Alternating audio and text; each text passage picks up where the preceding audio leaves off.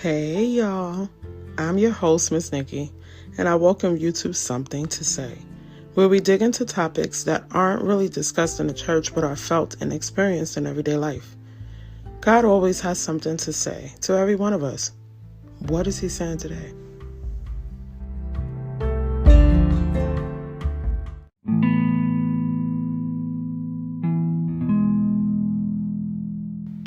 Welcome back to another episode, you guys. So, something just hit me really quick. I was watching a prank being done on some young children, and the prank consisted of a mom and a dad, and they were pretty much seeing how the kids would feel if they decided to get a divorce. And having been through that situation myself, I wanted to speak on that. I wanted to just give a quick word of encouragement because whenever someone, or that I see, whenever someone speaks on marriage, they're always talking about soul ties to past relationships, or you see a lot of talks on people wanting to get married, people being in a position where they can't wait to get married, people tired of being single. You also see words on not allowing other people into your marriage, and then you also hear words on making sure that God is definitely a part of your marriage. While all those things are true, a lot of people don't talk about the middle of marriage. We always talk about wanting to get married, or the divorce, or basically what I'm trying to say is we always talk about the beginning and we always talk about the end, but we never talk about the middle, while people are in it. There's really not enough encouragement or encouraging words for people that are in the marriage and for them to keep going. Yeah, you may hear people talk about going to get counseling, but we don't talk about what counseling looks like or what it's like to try to push forward, or thoughts in the middle of pushing forward in a marriage. Because the video that I'm speaking on is about the prank being done on children and seeing how the children would feel if a divorce were to happen. In the video, they were pretty much asking how the kids would feel, where the kids would go, if they wanted to stay with mom or if they wanted to stay with dad. Typically, from what I've seen and what I've experienced myself, the children go with mom. Typically, that's what it is. But in this video, the children were able to say who they wanted to go with. But one thing that stuck out to me in the video was that mom stated that the father couldn't work things out, and that her mom and dad had gotten a divorce when she was about 7 years old. And she asked the children during her explanation of why they couldn't be together. She asked the children if they wanted both parents to stay together and pretend that they were happy, even though they weren't. And one of the kids said yes.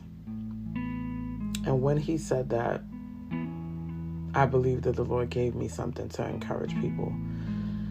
What we have to understand about marriage is, again, everybody wants to get married. Nobody wants to be by themselves, but people really don't want to, one, find out what marriage is really about. Two, really realize what you're getting into. We as saved people, we know that when you make a covenant, it's serious. It's not anything to play with. And the word, and I can't pinpoint it right now, but just using it for an example. In the word, when you make a covenant, when you make a blood covenant, one person is to die if they are to break that covenant. That's what we know covenants to be. There has to be a death in order for the covenant to be broken. I don't think in today's society we are making marriage that serious. When we're thinking about the glitz and glam of being married, we're not thinking about these moments of children sitting down, having to figure out who it is that they want to stay with. Or we're not thinking about the kids at all, right? And I think that the young man was correct when he said that they should stay together and pretend to like each other. Now, hear me out. I don't believe that the whole thing is correct. Of course, nobody wants to be in a relationship that they're not happy in. But the one thing that you have to understand about a commitment and a covenant is that there are going to be moments in your marriage where you don't like that person. There's going to be moments in your relationship where you wish that you hadn't made that choice. But my dear, in marriage and in covenant, you cannot just walk away. There has to be something detrimental, like abuse, adultery. There has to be serious situations where you can walk away from the marriage. Now, don't get me wrong. In those instances, of course, children are still going to feel the same way because they're very immature and they have no idea what adult issues are. But if you're in a marriage and it's, I won't say something as simple, because we all have our own baggage that we're bringing into the marriage. We all have our own personal identities that we are bringing into marriage. I feel like if it's an issue where you're not getting along, or if it's an issue where you guys are arguing and not getting along, marriage is a commitment and a space where you have to be committed to staying together and figuring it out. Those children have no idea what marriage is about. All they know is that they have a mother and that they have a father and that they have a sense of normacy in that family dynamic. And when you bring to the table that you no longer want to be together, regardless of whatever the issues may be, those children's worlds are completely turned upside down. They have no clue what you're speaking of, what this new situation is going to turn into. So all I'm here to say is, if you are married and if you are or if you're considering getting married, please consider your children in every move that you make. Husbands, consider your wives and consider your children when you speak to your wife, when you have certain conversations around your children. Even if you don't have them around your children, consider that your sons and daughters are watching you behave as a husband, and that you are the first model that they will ever get a chance to see. You will become a staple in their sense of normacy. You will become a staple in their ideas on husbands and different relationships and how men behave, how they communicate, how they present themselves, how they show up in a room.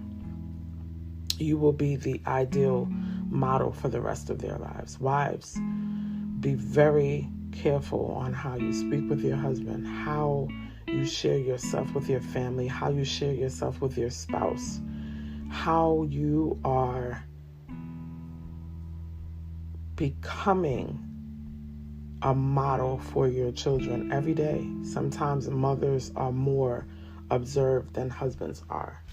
Typically, we know if wives are to stay home, husbands are working more.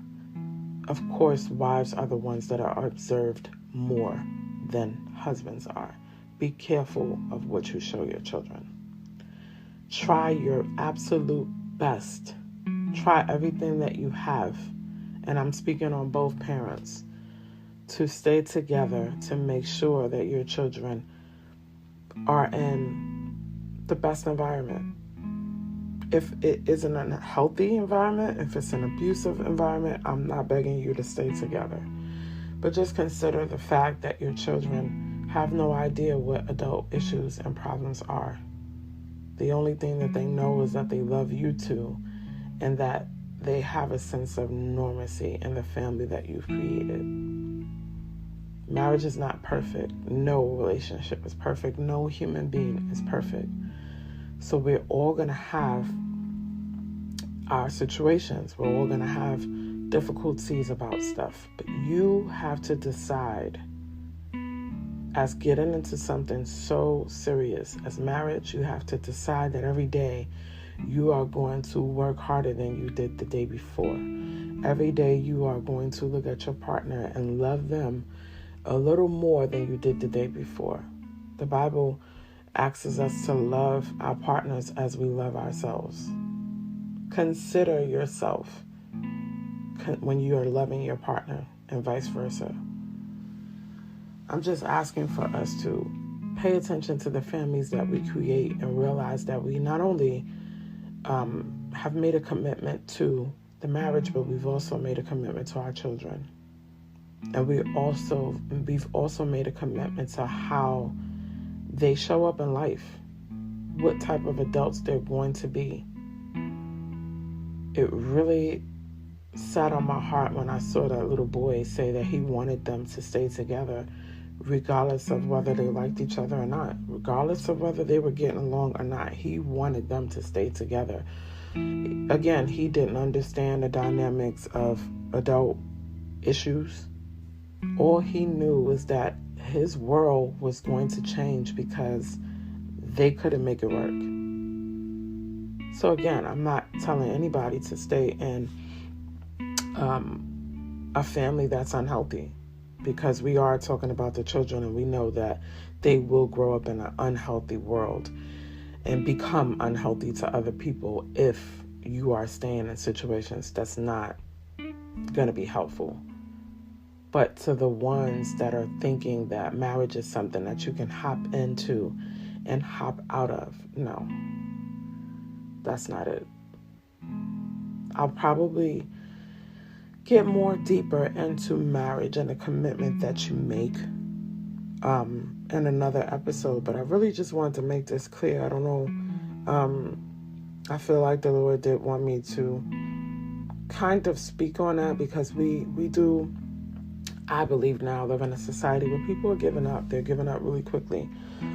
People don't know what it is to endure.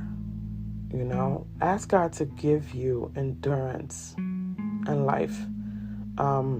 Yes, we have gotten a little bit more therapy than we have in the past.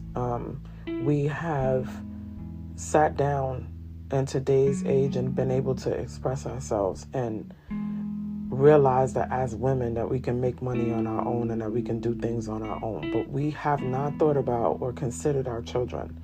Yes, we do live in a society where you don't have to deal if you don't want to. But children are having decisions being made for them by two people who made a serious commitment. And they've shown children that if you feel some type of way today, you can throw in a towel regardless of how you're going to feel tomorrow or regardless of how that child is going to feel tomorrow. We got to do better at trying to keep family together. And again, everybody's situation is different. Most definitely mine was totally different. When you leave a situation knowing that you've done everything on your part, there's really nothing else for you to do. Prayer is definitely always key, and I believe that prayer is the first step.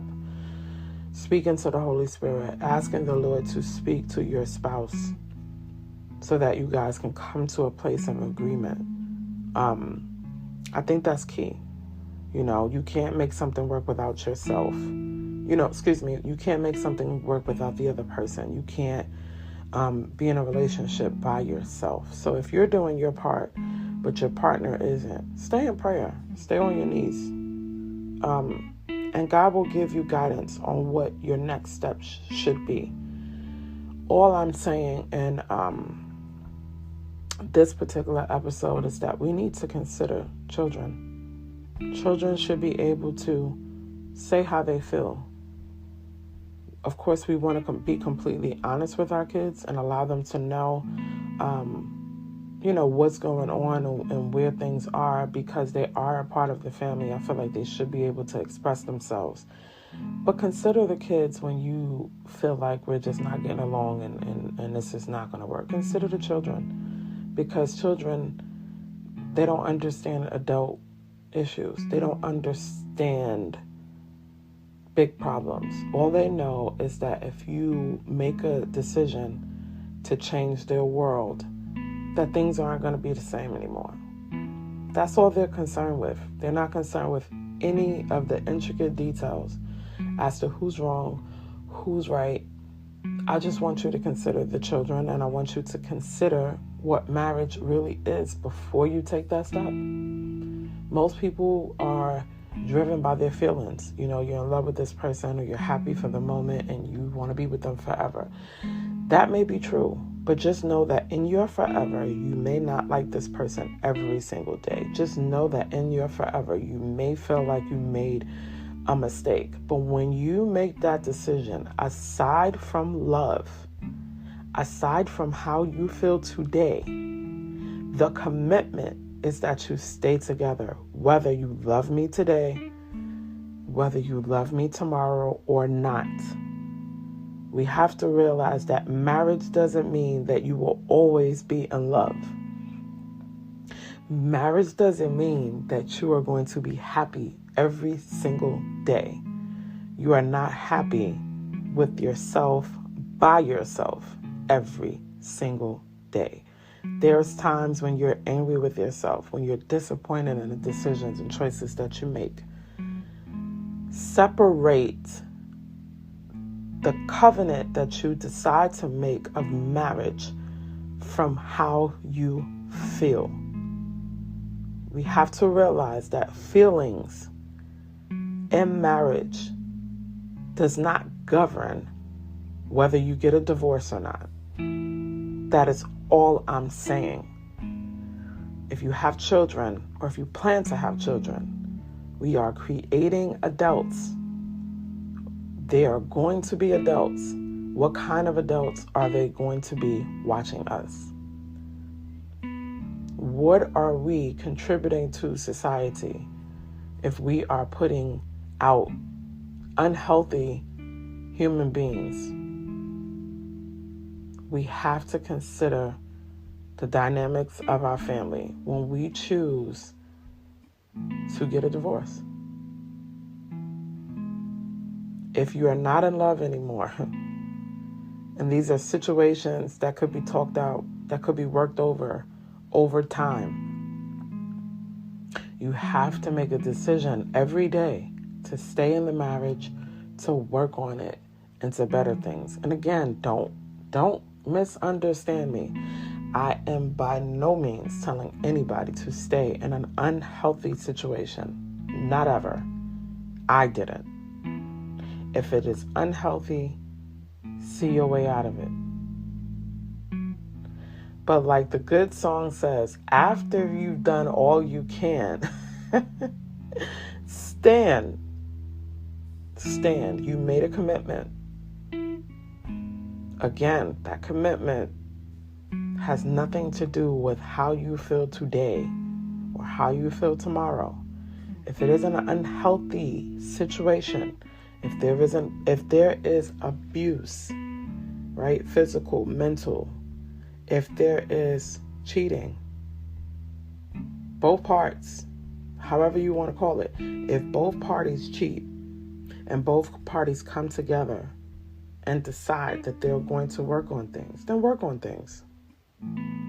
All I'm saying is don't allow what you feel today to govern you staying in your relationship, you staying in your commitment, your covenant. Covenants are serious. Covenants aren't something that we decide on today and change tomorrow. You are always going to feel different from what you used to feel. You are continuously growing. Hopefully, every day we are growing into better people. We change over time. It is your job to be encouraging to your partner's change. You should be. If you truly love somebody, and love is beyond what you can give and what you could provide as far as physical things, we want to be supportive of not only our children, but our partners as well. So if you've been thinking about separating and you have children, consider what I'm saying. your commitment is more serious spiritually than you even realize. And if you haven't heard of any of these concepts, go into the Word. Go into the Word, go into prayer, and ask God about what I'm saying. Know what marriage is before we make these commitments. Again, we are making human beings, and we are releasing them out into the world. And being children of God, we want to make sure that we are doing our best as parents. Consider parenthood along with your marriage covenant as well. Just a quick little message and something that I wanted you guys to kind of get a perspective on. The video that I was watching, it was a prank. I don't think it was a prank that I would do personally, but it was a prank, and I don't know. I guess the parents wanted to see how the kids would feel, but I wouldn't even want to put that thought or that fear in their minds, of ever losing their normacy. I love you guys, and I guess I'll see you on another episode.